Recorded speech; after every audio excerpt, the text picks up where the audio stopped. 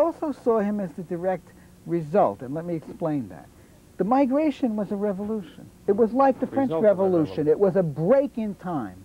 They had lived one way forever, and now all of a sudden they lived another way. They left the 12th century in Italy, and they landed in the 20th century in New York. Painful experience by the Italians. But so was the Revolution a painful experience. Obviously. Okay. Now, the Revolution, if you use the French Revolution, as I do in this book as an allegory, the next big step is what they call the Reign of Terror, the Terror. A whole chapter. The second chapter, there's 3 big chapters, this book. The first one is the Invalids. The last one is the Revolution. It goes backwards.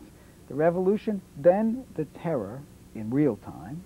The Revolution was followed by the Terror, which was the period in which they tried to live up to the impossible abstract ideals of the French Revolution. It was a bloody mess. And I compared that and paralleled it allegorically with the experience of the Italians trying to become Americans in America. And then, when the Reign of Terror collapsed, eventually the French needed a strong man, and that was Napoleon. And what I said in the book was that after the period of terror in adjusting to America, then comes the Napoleon period. My parents, my mother, who was born in Italy and came to the United States at the age of 3, in the last 15 years of their life, they lived the life of successful Americans. Several houses. They had plenty of money. They spent their entire life traveling and displaying themselves to one another, all of these people celebrating the fact that they had, as the immigrants used to say, made America, hanno fatto l'America.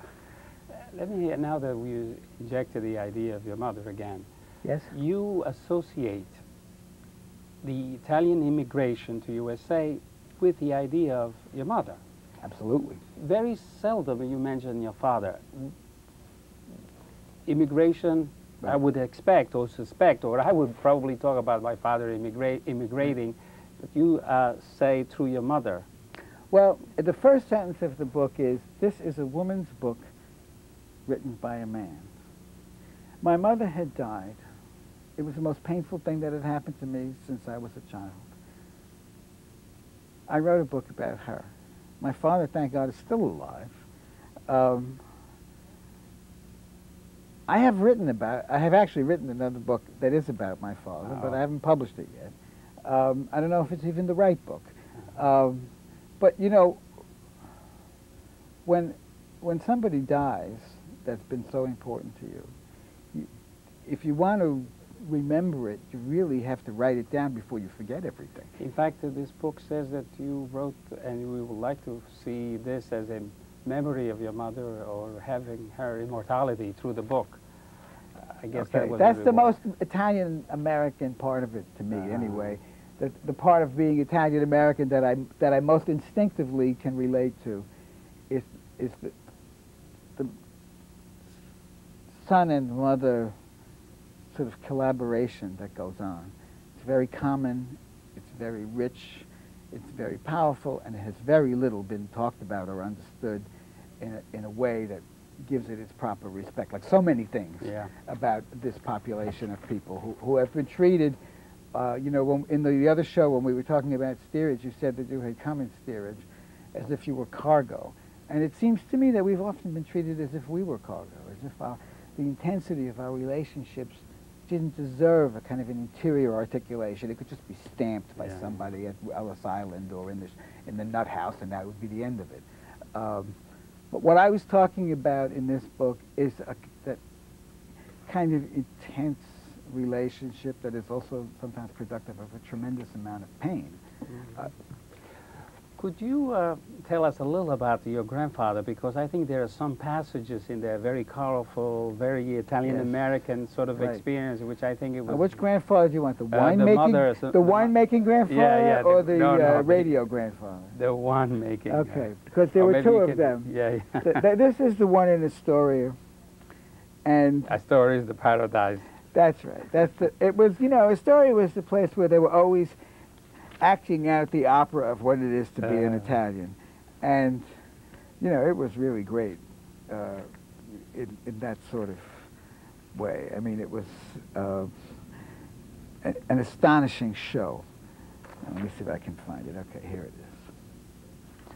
In the beginning of there's a reminiscence at the beginning, and I talk about the streets and the Parodi cigar smoking man bending over to put the stones in little cobbles, old cobbles, you know. The streets and the houses had been built in the 1820s. It was the first Newport. It was named after John Jacob Astor by some real estate man because that was a very fashionable name to use at that time. Washington Irving wrote a book with the same title, but it's about the Astoria in Oregon.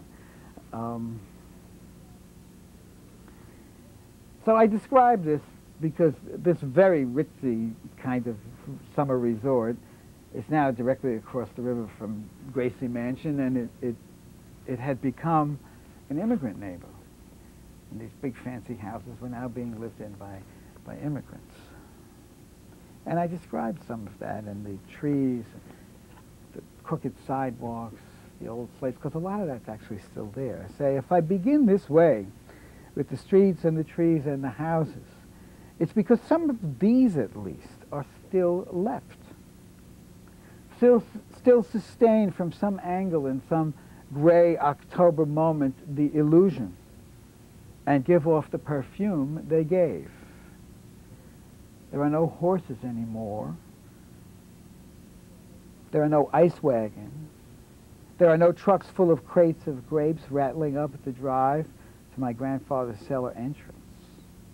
We were sitting on the cellar steps when the truck arrived, already eating grapes from the arbor at the other side of the house. My cousin was beautiful as wine, herself a pink and black glistening as she sat there considering the beehive in the wood pile 5 or 6 meters away at the western edge of the vast property. Grapes from California, brilliant indigo and orange labels. We sat there for hours eating them, drunker and drunker as Grandpa DeRocco, coughing, carried and dragged and heaped the boxes in front of the press. The barrel he kept his wine in was taller than he and 20 times his girth, but he was entirely the color of wine, my grandfather. He was wine in his every broken capillary. His long, thin nostrils an instrument for finding wine. His skinny legs in long white socks, a fierce concentration, lugging gallon jugs upstairs. His stringy sinews wound like the cables of the Triborough Bridge for pulling, twisting the handles of the press. His grunts devoted fully only to exacting from the California purple every spurt of juice, and all his secret grace a dance for moving wine from press to barrel to jug to bottle to table, and made around him where we breathed it clouds of wine, rains of wine, snows of pulp, a nameless silence soaked with wine.